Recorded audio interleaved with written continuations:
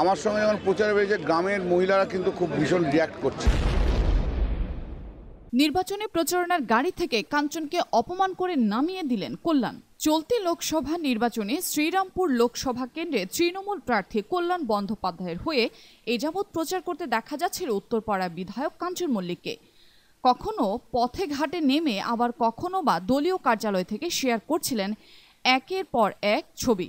তবে হঠাৎ বৃহস্পতিবার কোন্নগর নবগ্রাম পঞ্চায়েত এলাকায় ভোট প্রচার এবং জনসংযোগে কল্যাণ বন্দ্যোপাধ্যায়ের সঙ্গে কাঞ্চন বের হতেই ঘটে গেল এক কাণ্ড।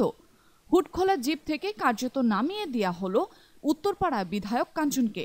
রাজনীতিবিদ কল্যাণ বললেন, আমি তো তোমায় আগেই বলে দিয়েছি গ্রামে এসো না, রিয়্যাক্ট করছে মহিলারা।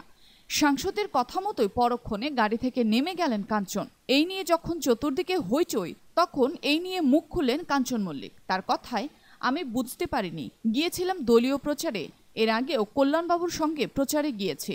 আজ হঠাৎ করেই উনি বললেন যেও না, গ্রামের লোকেরা রিয়্যাক্ট করছে। সরি টু সে, আমায় তো ভোটটা করতেই হবে, আমিও চলে এসেছি। জানি না তিনি কেন চাননি, হয়তো তার প্রচারের আলাদা কোনো স্ট্র্যাটেজি আছে তাই এমনটা বলেছেন। এ যাবৎকালে কল্যাণের সঙ্গে পায়ে পা মিলিয়ে প্রচার করতে দেখা গিয়েছে কাঞ্চনকে। বাকি দিনগুলোতে তাহলে কি আর কাঞ্চনকে দেখা যাবে না কল্যাণের সঙ্গে? বিধায়কের সোজা সাপটা উত্তর, আমি তো প্রথমে তৃণমূল কংগ্রেসের কর্মী, তারপর তৃণমূলের বিধায়ক, দলের লোকসভায় নির্বাচনে প্রচার তো।